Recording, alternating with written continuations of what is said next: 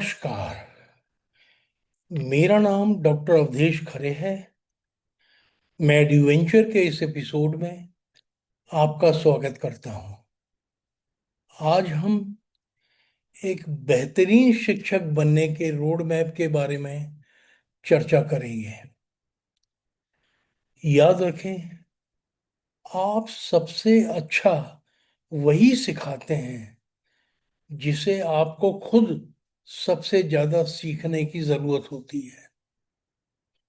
कहा जाता है कि एक शिक्षक जानकारी देता है, एक अच्छा शिक्षक समझाता है, एक बेहतर शिक्षक करके दिखाता है, लेकिन एक एक्सीलेंट शिक्षक, बेहतरीन शिक्षक सीखने के लिए इंस्पायर करता है। शिक्षण में इनोवेशन ही एक अच्छे शिक्षक और एक महान शिक्षक के बीच का अंतर होता है। टीचिंग एक बहुत जटिल और महत्वपूर्ण पेशा है जिसे बिना किसी प्रशिक्षण या अनुभव को किसी को नहीं करने देना चाहिए। अच्छे शिक्षक पैदा नहीं होते, वे केवल बनाए जाते हैं। एक एक्सीलेंट शिक्षक वो व्यक्ति होता है जो छात्रों की मौजूदा समस्याओं को समझने में विशेष रूप से कॉम्पिटेंट होता है और उनके ऐसा समाधान सोचने में कुशल होता है जो सीखने वाले में उत्साह और उल्लास जगा दे। छात्रों को इस बात के लिए प्रेरित करना चाहिए कि वे अपने दैनिक जीवन में आने वाली नई समस्याओं को स्वीकार करने के लिए सदैव तत्पर रहें। शिक्षण का मूल उद्देश्य ज्ञान के उपयोग में बुद्धिमत्ता का विकास करना है, विजडम को डेवलप करना है। शिक्षण को बेहतर बनाने के लिए शिक्षक को स्टूडेंट सेंट्रिक, छात्र केंद्रित होना चाहिए। इन सभी गुणों को विकसित करने के लिए मेरे कुछ सुझाव निम्नवत हैं। पहला, व्याख्यान देने के बाद आप अपने व्याख्यान में सुधार करने के पॉइंट्स खोजें, बिंदु खोजें, और अपना व्याख्यान देने के बाद अपना स्वयं का मूल्यांकन करें और अपने को 10 पॉइंट स्केल पर अंक प्रदान करें। छात्रों द्वारा पूछे गए अच्छे प्रश्नों को भविष्य में उपयोग के लिए नोट कर लें। कक्षा में हुई डिस्कशन से आपने क्या सीखा है? छात्रों ने जो सीखा वो तो सीखा है, पर आपने क्या सीखा है उसे भी नोट करें। विचारोत्तेजक प्रश्नों और संभावित जिज्ञासाओं के लिए पहले से स्ट्रेटजी बना लें। किसी समस्या से जूझ रहे छात्र की मदद करने में बहुत ज्यादा जल्दबाजी न करें। पढ़ाए जा रहे विषय वस्तु में तो रुचि ले ही लें, लेकिन साथ ही साथ छात्रों की डेप्थ ऑफ लर्निंग में भी उतनी ही रुचि लें। हम संभवतः शिक्षकों की उस विशाल मध्य श्रेणी में से आते हैं जिनमें बेहतरीन शिक्षक बनने की क्षमता होती है, कॉम्पिटेंसी होती है, लेकिन ऐसा करने का सही तरीका सीखने में हमें ट्रायल और एरर के माध्यम से कई साल लग जाते हैं। शिक्षण का ऑब्जेक्टिव, उद्देश्य छात्रों को सीखने में सक्षम बनाना है। हम विद्यार्थियों में सीखने की डेप्थ ऑफ लर्निंग और क्वालिटी ऑफ लर्निंग जानने के लिए मूल्यांकन करते हैं। वर्तमान मूल्यांकन के मेथड्स जो हैं वो शिक्षार्थी की तोता रटंत विद्या को मापने पर बहुत ज़्यादा डिपेंड करते हैं। वे नॉलेज को अप्लाई करके उनकी क्रिटिकल अंडरस्टैंडिंग और स्किल्स यानी कौशल के मूल्यांकन को पूरा अनदेखा करते हैं। हमें मूल्यांकन को लर्नर सेंट्रिक और स्टूडेंट फ्रेंडली बनाना चाहिए। मूल्यांकन प्रणाली में छात्रों को भी सम्मिलित करना चाहिए, उन्हें प्रोत्साहित करना चाहिए, उन्हें मूल्यांकन में आनंद मिलना चाहिए और उनकी क्रिएटिविटी को प्रमोट करना चाहिए। मूल्यांकन प्रणाली ऐसी होनी चाहिए जो छात्रों का हौसला न तोड़े और उनकी रचनात्मकता को न दबाए और उन्हें सीखने को एंजॉय करने के लिए परमिशन दे। उदाहरण के लिए क्रिकेट में एक बल्लेबाज, एक गेंदबाज, एक विकेट कीपर और एक फील्डर, सभी के लर्निंग ऑब्जेक्टिव अलग अलग होते हैं। इसलिए उनका असेसमेंट और मूल्यांकन भी उसी के अनुपात में अनुसार किया जाना चाहिए। याद रखें, असफलता शिक्षक और दोनों की संयुक्त जिम्मेदारी है। अकेले छात्र नहीं असफल होते हैं, शिक्षक भी असफल होते हैं, क्योंकि मूल्यांकन क्वालिटी ऑफ लर्निंग और क्वालिटी ऑफ टीचर दोनों का असेसमेंट करता है। अब हम पढ़ने पढ़ाने की क्षमताओं को बेहतर बनाने के लिए कुछ स्ट्रेटजीज के बारे में चर्चा करेंगे। पहली है, अपने छात्रों को समझिए। ये बात पहचाने कि हर छात्र अपने आप में यूनिक होता है। उनकी पृष्ठभूमि, सीखने के तरीके, उनकी कैपेबिलिटीज एक दूसरे से भिन्न होती हैं। उनकी स्ट्रेंथ और वीकनेस क्या है, ये समझने की और जानने की कोशिश करें। छात्रों को महसूस कराएं कि आप उनकी परवाह एक छात्र के अलावा एक इंसान के तौर पे भी करते हैं। छात्रों के छोटे छोटे प्रयासों की भी तारीफ जरूर करें। उनकी आलोचना करने के मुकाबले उनकी तारीफ कम से कम दुगनी करें। कक्षा में ऐसी संस्कृति बनाएं जो ओपन और भरोसेमंद हो। छात्र और अध्यापक सभी एक दूसरे पे भरोसा करते हों। अपने छात्रों को जैसे भी वो हैं वैसे ही सुने स्वीकार करें और उन्हें वो बनने के लिए प्रेरित करें जो वो बन सकते हैं। अगला है स्पष्ट उद्देश्य निर्धारित करना। आप जो पढ़ाने जा रहे हैं उसका ऑब्जेक्टिव क्या है?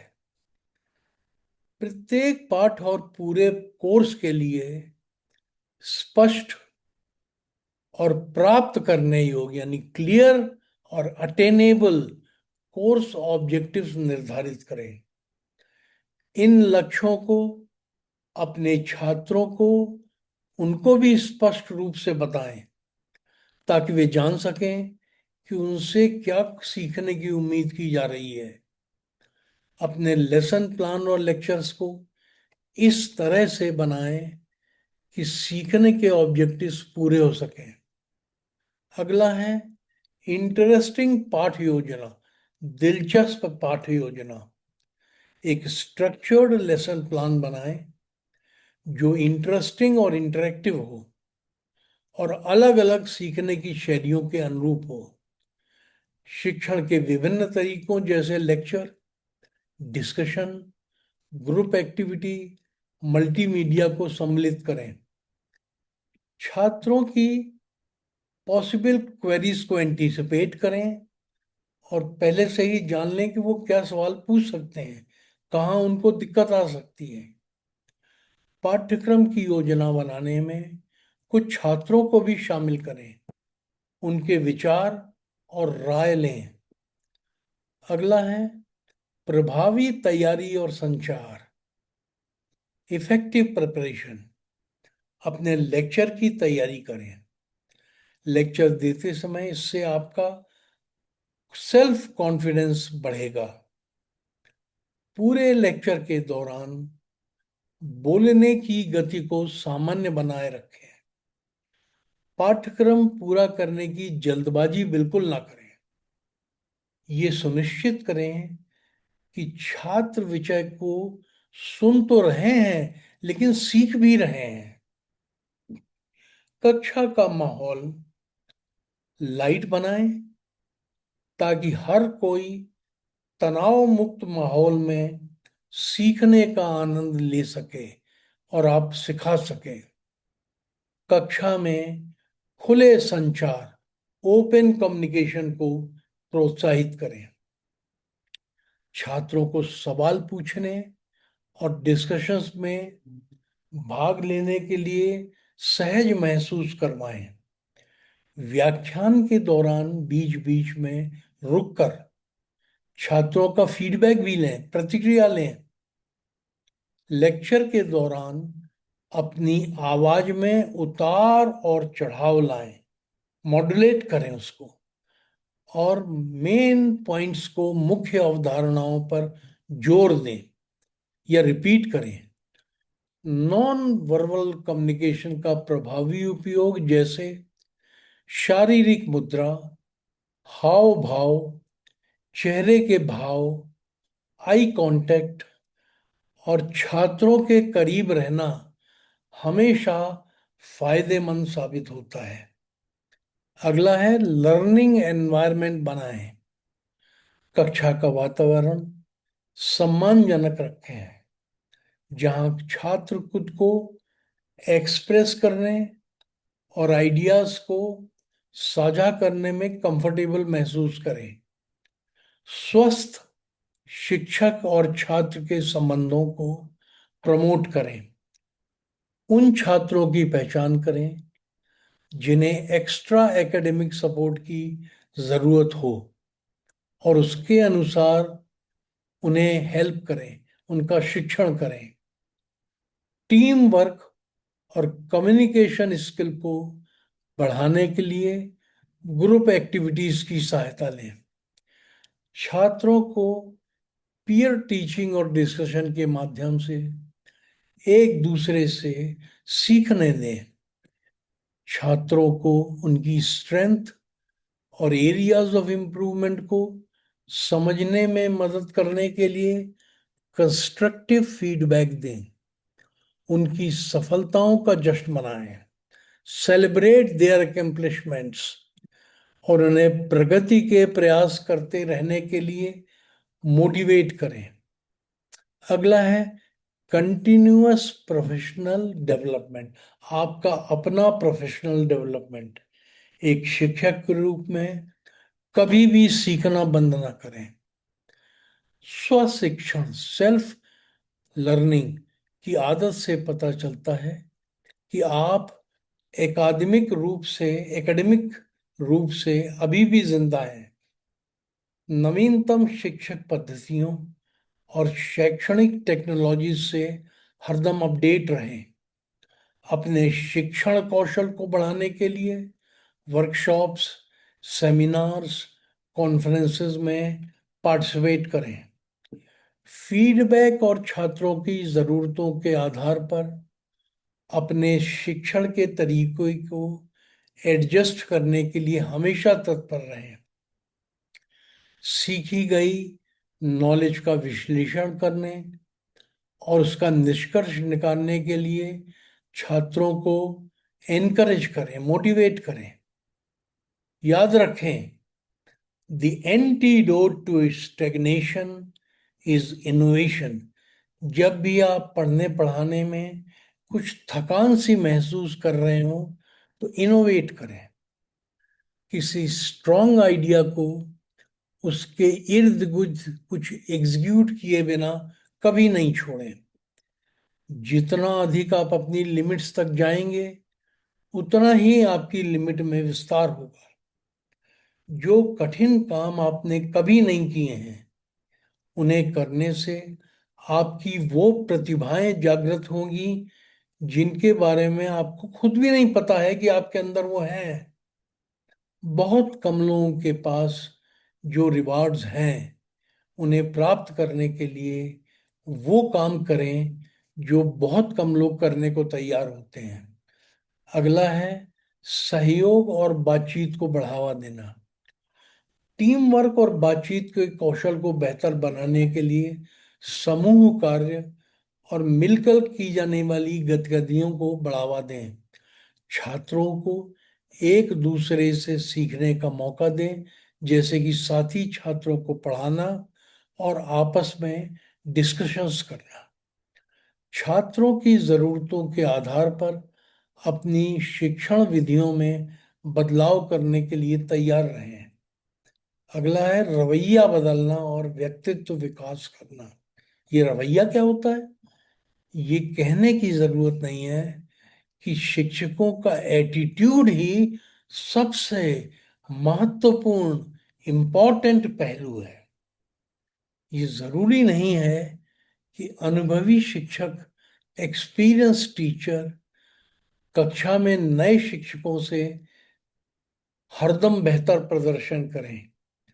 किसी एक क्षेत्र में बेहतरीन प्रदर्शन करना हर क्षेत्र में बेहतरीन प्रदर्शन करने की शुरुआत होती है। अपना सबसे अच्छा काम करने का असली इनाम वो पैसा नहीं है जो आप कमाते हैं, बल्कि वो नेतृत्व क्षमता है जो आप में विकसित होती है, जो टीचिंग क्वालिटीज, लीडरशिप क्वालिटीज हैं जो आप में डेवलप होती हैं। घर पर एक स्ट्रॉन्ग फाउंडेशन होने से, मजबूत नींव होने से काम करने की जगह पर भी आपकी फाउंडेशन मजबूत बनेगी। आप खुद को बेहतरीन महसूस नहीं करते तो आप बेहतरीन नहीं बन सकते। इसलिए अच्छे स्वास्थ्य को आप अपनी प्रायोरिटी नंबर 1 हरदम बनाएं। सबसे ज्यादा अपने स्वास्थ्य का ख्याल रखें। अगर आप छात्रों के कल्याण के लिए कड़ी मेहनत कर रहे हैं तो दूसरे लोग आपके बारे में क्या बोलते हैं, क्या सोचते हैं, इससे आपको कोई फर्क नहीं पड़ना चाहिए। You are not concern with it. जब आप सफलता की सीढ़ियां चढ़ रहे हो तो लोगों के साथ अच्छा व्यवहार करें, अपने जूनियर्स के साथ, कोलीग्स के साथ। ऐसा करने पर जब कभी ईश्वर न करे आप नीचे उतरेंगे, नीचे आएंगे, तो वे लोग भी आपके साथ अच्छा व्यवहार करेंगे। अपने साथियों, सहकर्मियों और पीयर्स का सम्मान करें। आपकी रोजमर्रा की दिनचर्या आपके सबसे गहरे मूल्यों को दर्शाती है, वैल्यूज को रिप्रेजेंट करती है। रोजाना किए गए छोटे छोटे सुधार और नए प्रयोग ही समय के साथ मिलकर बड़ी बड़ी उपलब्धियों का रूप लेते हैं। शिक्षण कार्य के प्रति पूरी तरह समर्पित रहें और अपने काम में इतने माहिर बने कि कोई दूसरा आप जैसा वो काम न कर सके। सबसे बेहतरीन शिक्षक वही होते हैं जो खुद भी सीखने के प्रति सबसे ज्यादा समर्पित होते हैं। रोजाना किताबें पढ़ते रहें, इंटरनेट से नॉलेज गेन करें और रिसर्च पेपर्स पढ़ें। अपने स्वयं के विकास में इन्वेस्ट करना सबसे बेहतरीन इन्वेस्टमेंट है जो आप कभी भी कहीं कर सकते हैं। जुनूनी समर्पण, पैशनेट कंपल्शन, विषय वस्तु की तैयारी, ये दोनों मिला करके कक्षा में बेहतरीन प्रदर्शन करने का परिणाम देते हैं। इससे छात्रों की संतुष्टि की रूप में ये सामने आता है। आमतौर पर रातों रात मशहूर होने वाले सेंसेशनल शिक्षक बनने के लिए लगभग 10 सालों के लगातार और समर्पित अभ्यास की आवश्यकता होती है। मैं इस एपिसोड को यहीं समाप्त कर रहा हूं। अगले मंगलवार को हम एनईपी से संबंधित किसी अन्य विषय के बारे में चर्चा करेंगे। जय हिंद।